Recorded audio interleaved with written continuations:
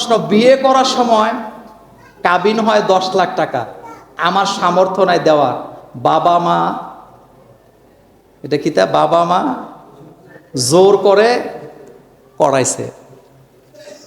এই জুলুম সব জায়গায় চলে। এই জুলুম মূলত উদ্দেশ্য কি জানেন? মামলা দেওয়া। কি দেওয়া?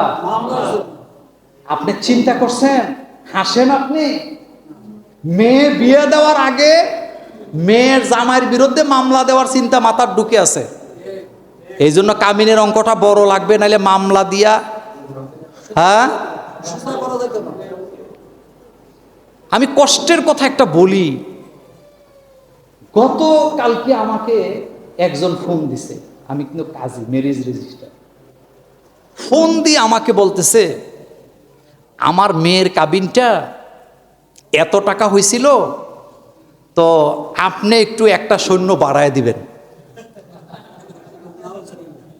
কথাটা কারে বলছে আপনি বুঝতেছেন তো? আমাকে বলছে, আমাকে গতকালকে রাতের কথা বলছে।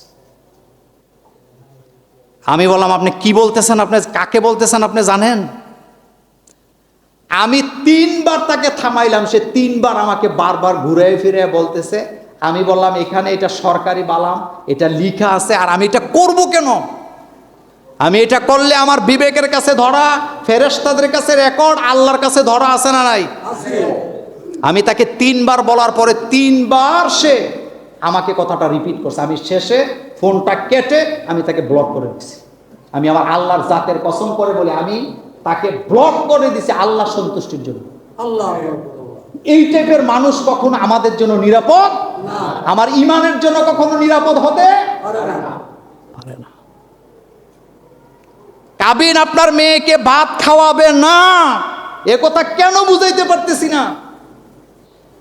5,000 টাকার কাবিন নামায় বিয়ে দেন, কিন্তু ছেলেটা সৎ কিনা, নামাজি কিনা, আল্লাহওয়ালা কিনা, সৎ পথে চলে কিনা, নৈতিক চরিত্র ভালো কিনা, গাঁজা মদ থেকে মুক্ত কিনা, ধূমপান থেকে মুক্ত কিনা, নেশা থেকে মুক্ত কিনা, এরকম ছেলের কাছে বিয়ে দেন। আল্লাহর কসম, আপনার মেয়ে জান্নাতি পরিবেশে থাকবে। আর বিশাল বড় বিল্ডিং এর মালিক, 3টা গাড়ি আছে, কুরবানি দিলে 10 লাখ টাকা দামের গরু কুরবানি দেয়, আপনি ফেলফেলে খুশি হইয়া মাইয়া বিয়ে দিছেন, রাত্রে 2টা বাজে আপনার কাছে ফোন আসবে, বাবা তোমার জামাই নেশা কইরা আইসা জুতা সহ খাটের মধ্যে ঘুমায়, আমার শান্তি বলতে কিচ্ছু নেই। যারা বুদ্ধিমান বাপ, তারা ছেলে দেখে বিয়ে দেয়। রাসূলুল্লাহ সাল্লাল্লাহু আলাইহি সাল্লাম নিজের সবচেয়ে আদরের কলিজার টুকরা মেয়েটা, কি নাম, কাকে দিছে? আলীর কাছে। কি আছে? কি আছে? মোহরানার টাকাটা দিতে পারে না, গনিমতের মাল দিয়া মোহরানা দিছে। বুখারীতে আসছে, একজন নারী, ইসলাম কত সুন্দর। আপনার যদি কাউকে পছন্দ হয়, আপনি তাকে বিয়ে করবেন, এটা ইসলাম আপনাকে কি দিছে? Direct permission.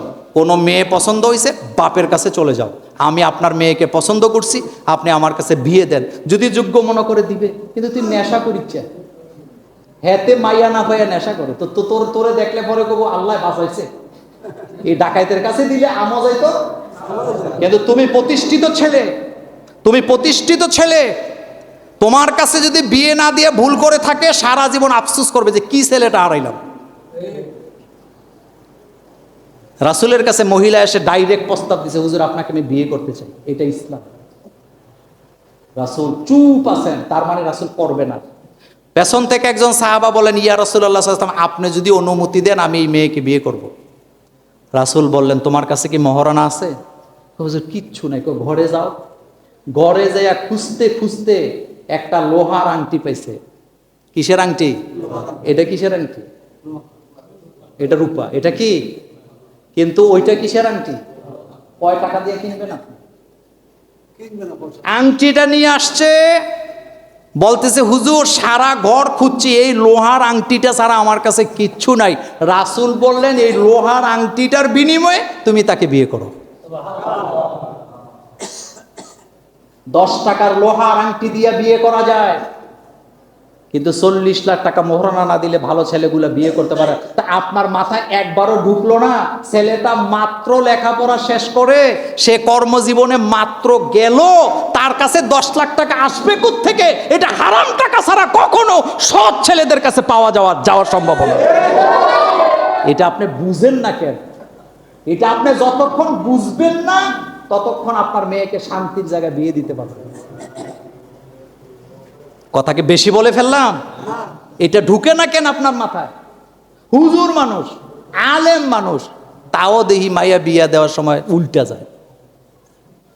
ভালো ছেলের কাছে দেন।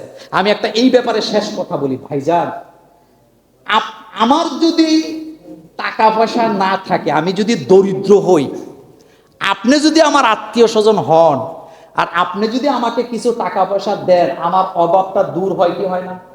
অবশ্যই হয় কি না? কিন্তু আমার যদি চরিত্র খারাপ হয়, কথা বলে না কি, আমার যদি চরিত্রটাই খারাপ হয়, আপনি আমারে কি দিবেন?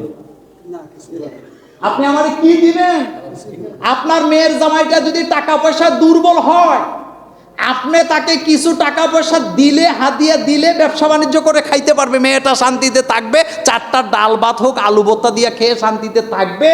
কিন্তু কোটিপতির কাছে বিয়ে দিচ্ছেন, তার যদি চরিত্র না থাকে, আপনি রাতের বেলা দিনের বেলা কান্না ছাড়া, আপনার কান্নায় গাছের পাতা পানি ঝরবে কিন্তু আপনার কান্না বন্ধ হওয়ার সম্ভাবনা নাই।